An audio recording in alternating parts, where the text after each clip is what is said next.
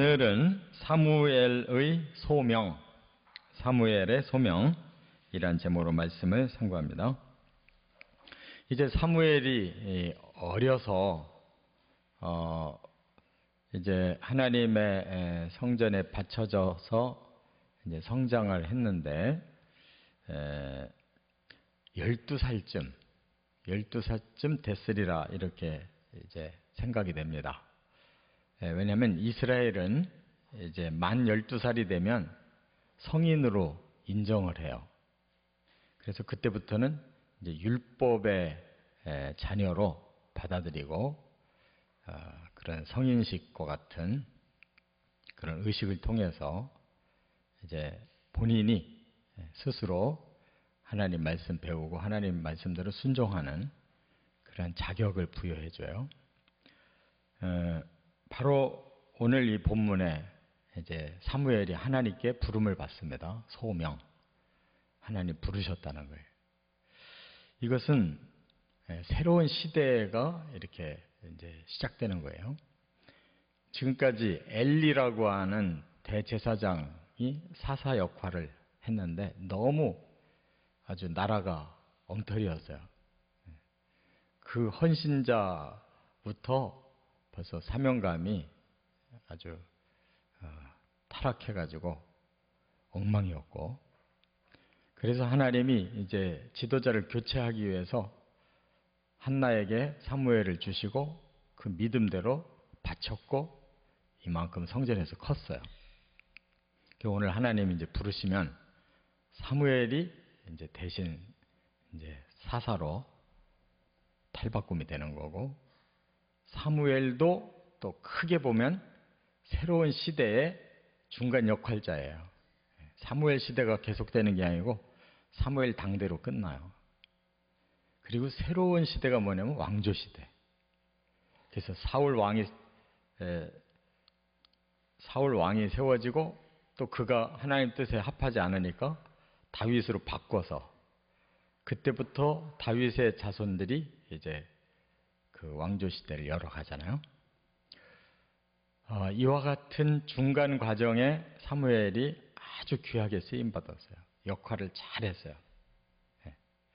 그렇기 때문에 이제 사무엘이 이렇게 부름받는 내용을 아주 자세하게 소개를 했는데, 이것이 우리 성도들에게도 그대로 신앙의 모범이 됩니다. 우리도 사무엘처럼 꼭 뭐 특별한 일을 위해서 부름받는 것만은 아니에요. 우리 신앙생활을 하는 우리도 다 하나님의 부름받은 겁니다. 그 역할이 크냐 작으냐에 달린 거지 부르심을 받는 과정은 다 똑같아요. 그래서 오늘 본문에 보면 이제 세 가지의 과정을 밟으면서 하나님이 부르셨어요. 그게 중요합니다. 첫째는 1절부터 10절에 보면 하나님을 만나는 체험을 했다는 거예요. 여러분들, 우리가 하나님 만난다는 게 쉬운 일이 아니에요. 그냥 이렇게 한 번씩 스쳐 지나가는 만남을 얘기하는 게 아니라 체험, 깊이 하나님에 대한 체험을 했다는 거예요. 그럼 어떻게 했느냐? 당시에는 너무 시대가 어두워서 말씀이 희귀했다고 그랬어요. 그러니까 하나님이 선지자를 보내서 말씀을 주신다든지 이상이 어떤 환상을 통해서 하나님이 뭔가 말씀을 주신다든지 이런 일이 희귀했다, 드물었다는 거예요.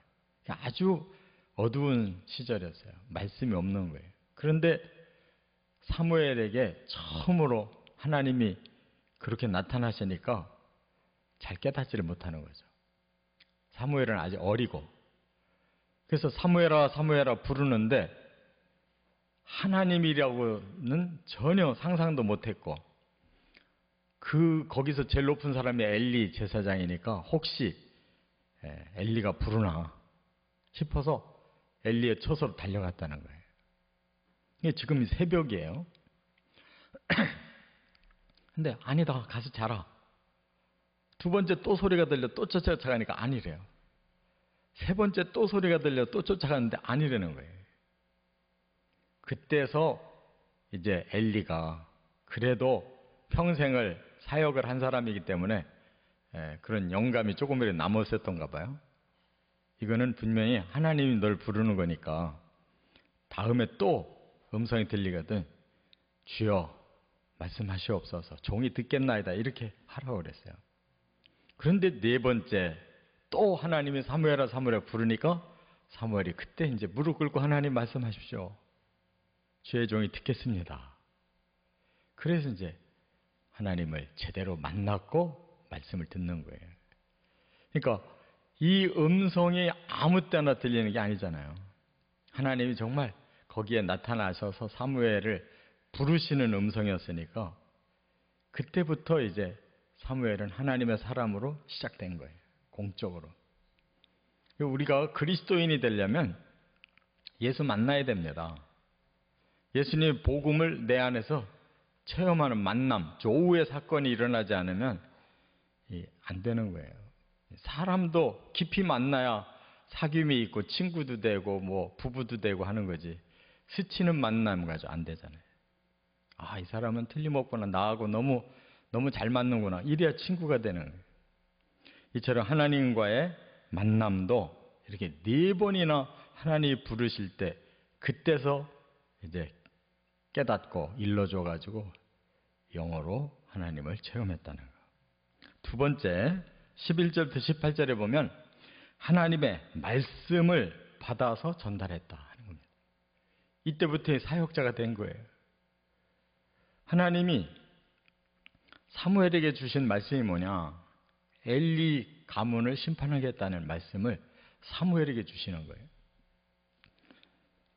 앞으로 이스라엘에 두 귀가 울릴 얘기를 해주겠다.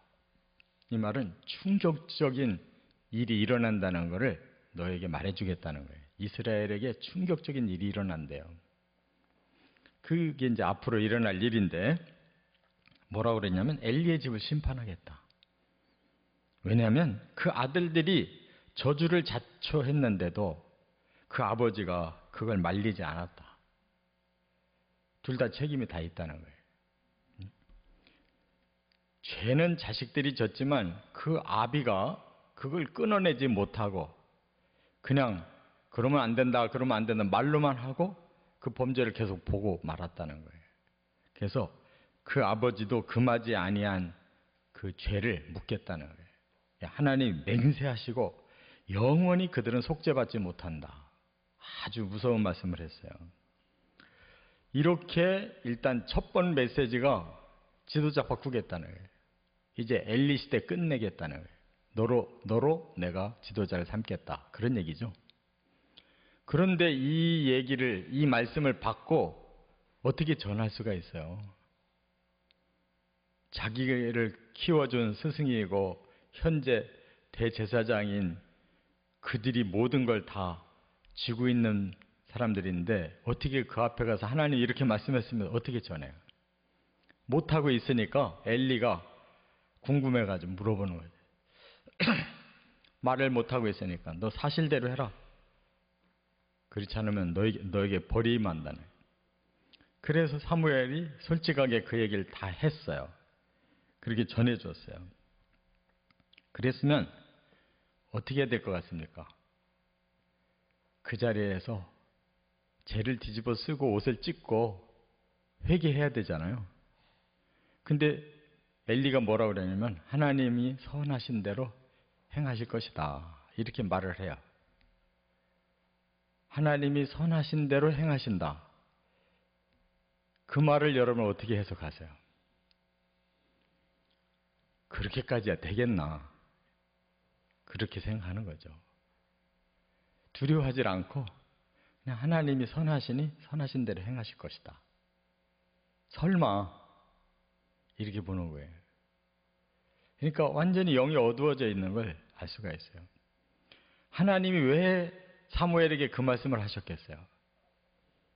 선지자로서 세우실 뿐만 아니라 선지자를 통해서 선포하는 거잖아요. 왜 미리 선포해요? 그냥 딱 벌 주면 될 건데 왜 미리 말씀하셔요?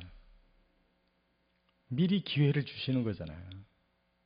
이제 너희 시대는 끝났지만 내가 새로운 이 지도자 사무엘을 통해서 너에게 엄하게 경고한다는 거잖아요.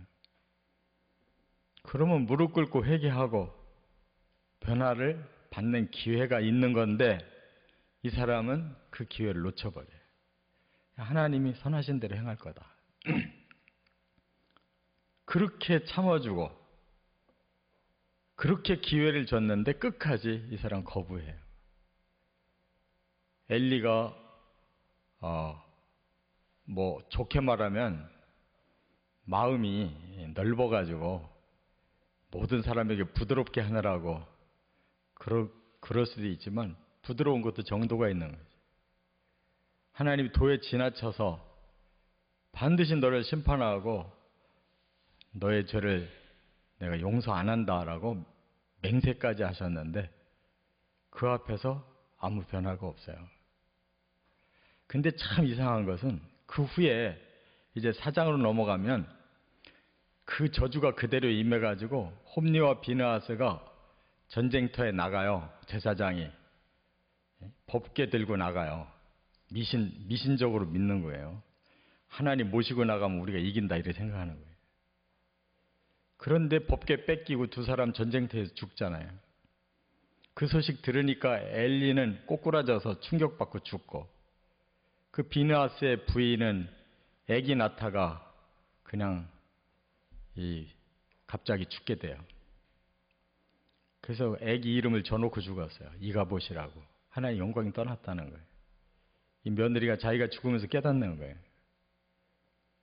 근데 이 사건이 일어난 지가 바로 일어난 게 아니에요. 역사적으로 보면 10년 이후에 일어나요. 그동안도 또 참아주시는 거예요. 10년 이후까지도. 잘 깨달아야 돼요. 우리 사람보다 하나님은 굉장히 느리게 움직이셔요. 우리 사람처럼 움직였다가 살아남을 사람이 없어요. 우리 사람은 상대방이 잘못한다면 막 즉시 화내고 즉시 행동하잖아요. 사람이 더 무서워요. 하나님은 얼마나 많이 참으시는지 몰라요. 지금 이렇게 몇 차례 엘리에게도 직접 말했고 사무엘을 통해서도 말씀을 해놓고도 10년 이후로 지나가서 전쟁터에서 그렇게 사건이 일어나서 싹 못 살되는 거예요. 그 10년 동안 하나님이 기다려주고 있잖아요. 하나님이 이렇게 잡으려는 분이에요. 그래서 우리가 지금 살아남아 있는 거지 우리가 죄질 때마다 하나님 화내시면 살아남을 사람이 없어요. 그런데도 우리는 너무 당당해. 하나님 앞에. 나만큼만 살면 하나님 기뻐하실 거다. 다른 사람에 대해서 너무 단호해. 우리를 참아주신 하나님 생각 안 하고 다른 사람 용서 못 하잖아요. 사람이 너무 빨리 심판해. 그래서 후유증을 만들어내요. 하나님만큼 기다리질 않아요. 끝으로 세 번째 19절부터 21절에 보면 하나님이 함께 계셨다 그랬어요. 동행하셨다는 거 이때부터. 하나님이 어떻게 함께 계시겠어요? 하나님의 영으로 그와 함께 동행하시는 거예요. 그러면 항상 신령한 힘이 그에게 머무는 거죠. 그래서 하나님 그에게 말씀을 일러주시면 그가 그 말씀대로 백성들 앞에 선포하고 가르치면 그 말씀 하나도 땅에 떨어지질 않았다 그랬어요. 왜? 하나님이 시키는 대로 말하고 하나님의 영감으로 말하는데 실패할 수가 없잖아요. 바로 이 19절부터 21절 말씀이 이게 살아있어야 공동체가 살아있는, 영적 공동체가 살아있는 거예요. 하나님이 여기 계셔야 되고 하나님 말씀이 선포돼야 되고 그 말씀대로 사건이 이루어져 가야 그게 하나님 공동체죠. 근데 이전까지는 그렇지 않았다는 거예요. 죽어 있었어요. 하나님도 함께 하지 않고 말씀도 없고 사람들의 영이 다 죽어 있고 그러니까 사람들 생각대로 멋대로 하니까 타락했잖아요. 근데 이제는 하나님이 귀한 사람을 발견했고 그 사람을 통해서 일하신 거예요. 그러니까 사무엘을 통해서 말씀이 이제 퍼지기 시작하고 말씀대로 되어지기 시작하니까 사람들이 각성하잖아요.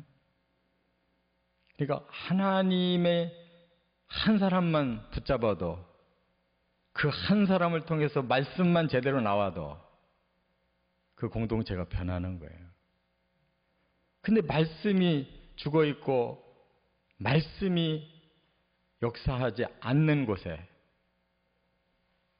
사람들은 영적으로 죽을 수밖에 없다는 걸 깨달아야 돼요.